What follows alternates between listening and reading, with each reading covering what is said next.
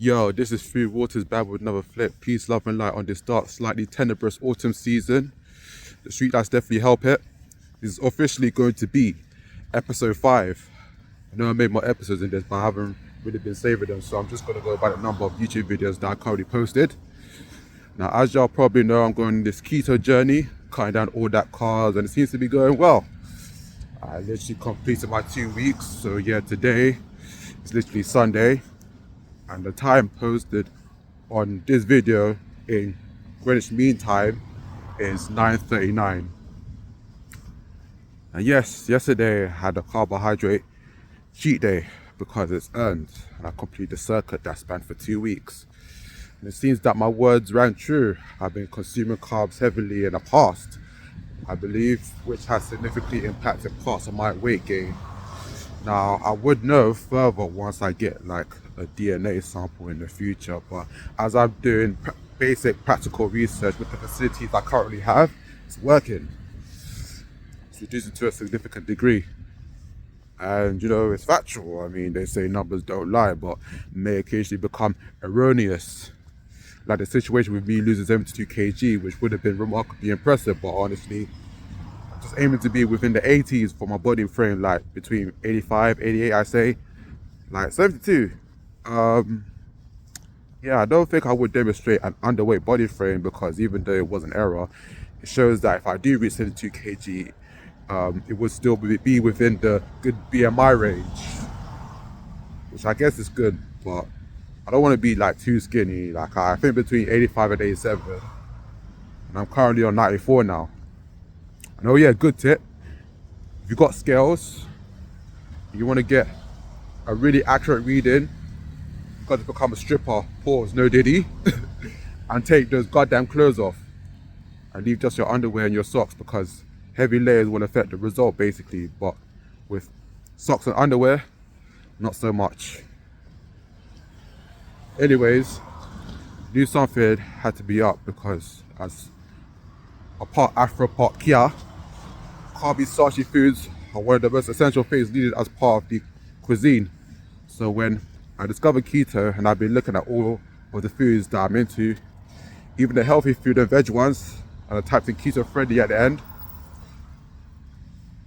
To my ideal surprise, almost 70% of the foods that I crave and don't crave that often, but was intrigued to know isn't part of the keto diet or isn't keto friendly because of the amount of carbs it has. Now obviously there are some healthier keto options and some not so.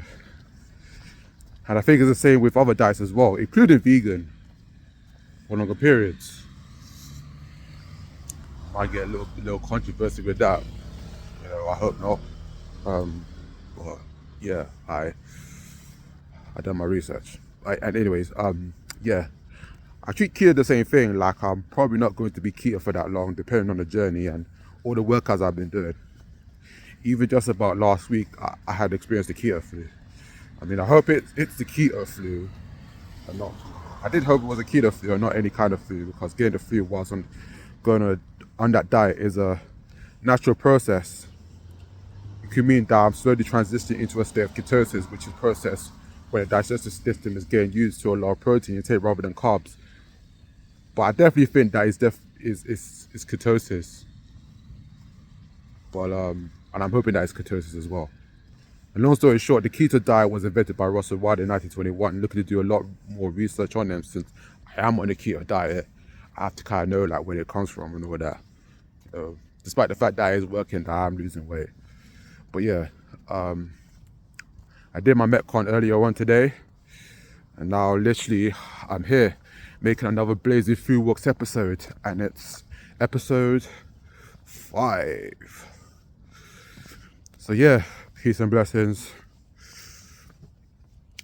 The other day, I was also researching on HIIT whilst going on a keto diet, which other sources say I shouldn't recommend to do because it'll heighten the symptoms even further. Just stick to like low intensity stuff.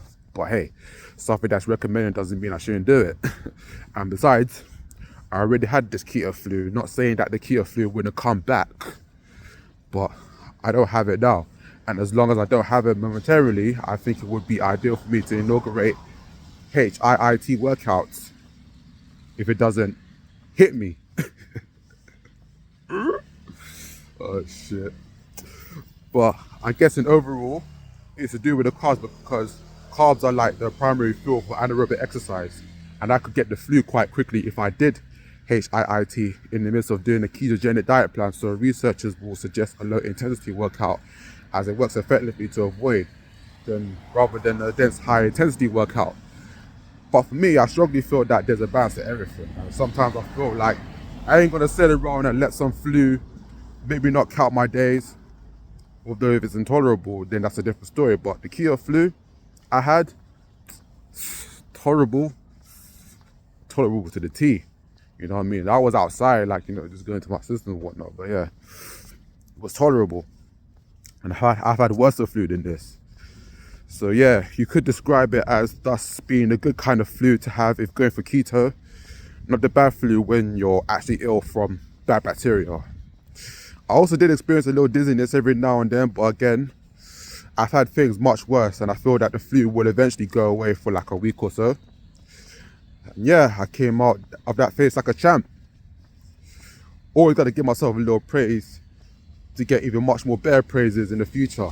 And I'm bare haps now because I just completed a circuit. It's lit.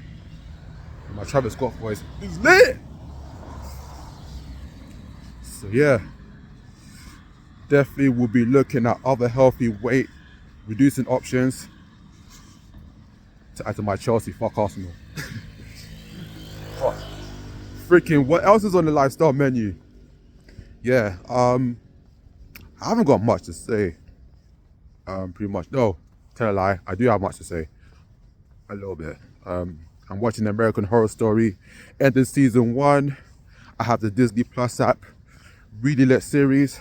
I can remember certain highlights from that show while it's going through a phase not right now, but like she had went through different phases. Well, everyone except for Tate, because he seems to be the only conscious self-aware person in the spiritual realm inside the haunted house, and he's the only one that has a conscious inside and outside of real life. Not necessarily reality warping, because with that superpower you tend to control and shape reality to your will, whether you want to affect the person, an object, or the environment. Is more like he was granted a power to switch between two different worlds from an unknown power, unbeknownst to the cast members inside that house, with the latex rubber PVC suit, to him having OCD over Violet and everything. And then I just found out not too long ago, Vivian is having twin babies with 2 different baby fathers, and they mentioned this long ass name of a condition. Can't remember what the fuck that name is, but it's some long ass name. What is that name called? I think I jotted it down somewhere. I think I jotted it down somewhere. Oh yeah, that's it. It's called heteropaternal superfecundation. I'm going to repeat this one. It's called heteropaternal superfecundation. I know, long ass name. Well, certain conditions like this got long ass scientific names to everything. Well, I googled it, and apparently it's a real life condition, but it's a very rare condition. So yeah, whenever I pick up certain connotations and tones of an actor or actress uttering in their scripts, if it's interesting, sometimes I pick up on it. And this was one of those moments when I hear about this heteropaternal superfecundation.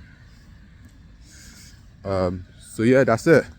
And Ben Harmon's always having troubles galore with his family and his line of work into being a doctor, realizing that his own patient betrayed him because he didn't want Violet to leave for school, or for Violet to leave at all. Constance, she had that couple of ex-lovers going behind her back, but she did some dastardly stuff initially, tormented Vivian, using Abby as a tool for her success. Now she's currently, or trying to seek redemption. Well, I think I already passed that. Well, she already got redemption, pretty much. Yeah. But she was bad at first. And then furthering on, towards the end of the season, Constance discovered the mysterious toddler sitting down apparently killed a woman laying on the floor. So yeah, I'm literally on season 2 now.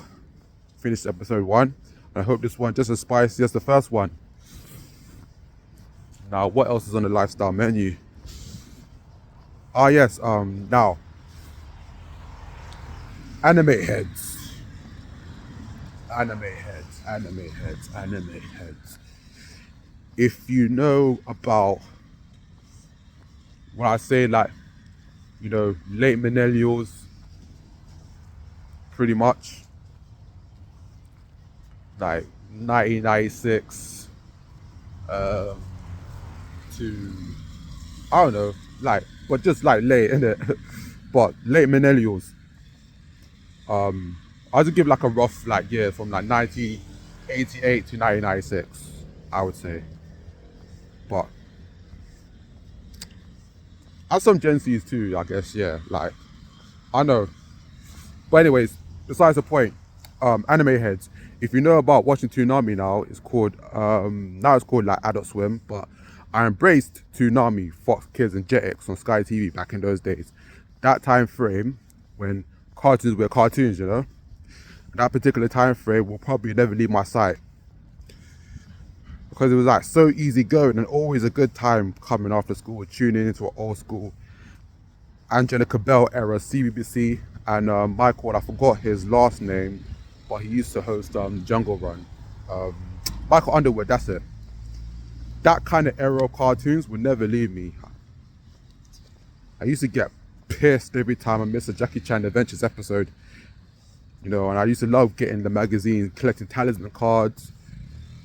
Even though I never played the TCG, if there was one, there has to be one because, you know, it's got stats and everything, but I never really actually checked it out. I just like to collecting cards and just reading the magazines. But yeah, you know, I said like letting them. I think the demon ones, I think it's like 7 or 8 of them. If you watch like the cartoon, I think it's like 7 or 8 of them. And I think like the main one is the dragon called Shendu. You know, that green as dragon, and I think he comes as a form of a statue and sometimes as a big ass dragon, anthropomorphic dragon, I should say. You know, just standing up on his legs and just having like hands, well, not as like a human, so it's anthropomorphic. But yeah. What was I saying before? Oh yeah, so yeah, about the cards. So the demon ones are normally the strongest or have like higher stats than the human cards as far as I remember. But there are some strong like human cards. I think Uncle had a lot of like strong stats. Jackie of course had some. Jade, not so much, maybe like 1 or 2. Not as much as Jackie and Uncle from the cards that I've collected. But yeah, that was an ideal favorite at the time anyway. But yeah, like those were like the cool days of cartoons, you know. Cool days of cartoons. But anyways, main point at hand, because obviously Jackie Chan Adventures is not really it's not really an anime, sorry, it's a cartoon. We're talking about anime now. Hunter x Hunter used to come on Toonami. Not gonna lie, I've seen it come, but it was never really a thing for me to watch at that time.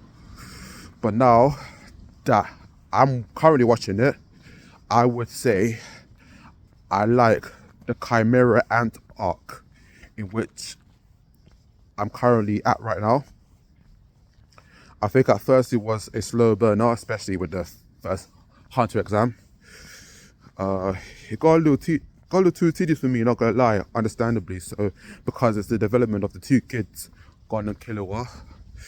Gon, he's the kid with the spiky porcupine hair, the black porcupine hair in a green top and green matching boots, inspired to become a great hunter just like his father, and also in the midst of that, hopefully to pursue his father after taking those arduous challenges and making him proud. And Killua, that's the kid with the silver hair, white top and shorts. He comes from a family of assassins that has like supernatural high pain tolerance. To him is electricity, and I don't think he's all the way immune, but he went through hardship training for him to eventually become resistant, like very resistant, but not immune, I don't think, but very resistant, and eventually get to a state of controlling it. And it's, it's like it's kind of sick. Hold on, I need to do my laces. Yeah, it's kind of sick, and I'm about to the part where he's intervened in a fight with a red-skinned chimera ant named UP after attempting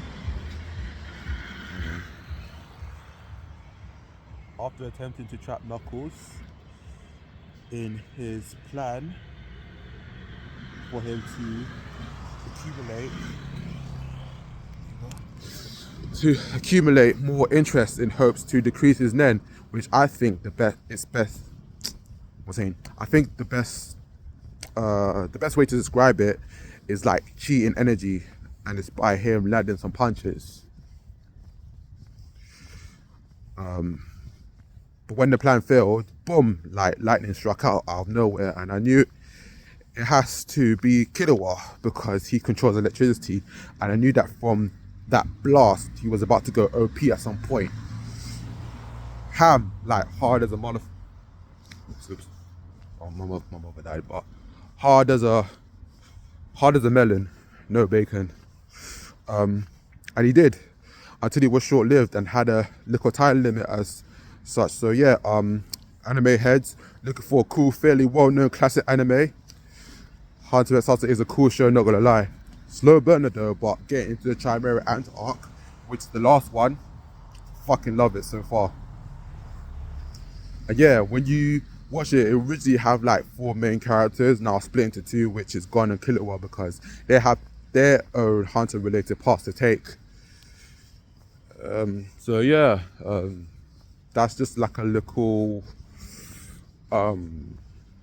thing. Like, I'm not gonna like spoil it too much for y'all. Just letting you know like where I'm at. 'Cause obviously there's a lot more to it. I don't really like the idea of spoiling things, but not really much of a spoiler if I just say to y'all like just where I'm at with it. I don't think if like if one's not really into anime or yeah. But anyways, if you just heard about or getting into anime, and if you don't mind like slow burners leading up to bigger and badder moments, like give it a watch, I'd say. And yeah, I'm fairly balanced, like. So guys, so yeah, I would watch anything that's got like an interesting synopsis, the view and the advertisement looks good, stuff like that. And I look at the initial things and just judge accordingly. So well, yeah, that's it. Like, for the episode of Blazing Through Walks, episode 5. And yeah, in pursuit of getting a SIA badge as soon as possible, starting from tomorrow. I badly need a job immediately though, but it is what it is. It'll probably spark a good opportunity for me to get one and such, since I will get the pass, and I'll have like different opportunities to get like jobs, rather than just like retail and sales, which ideally I wanted to do like retail, because that's like my thing.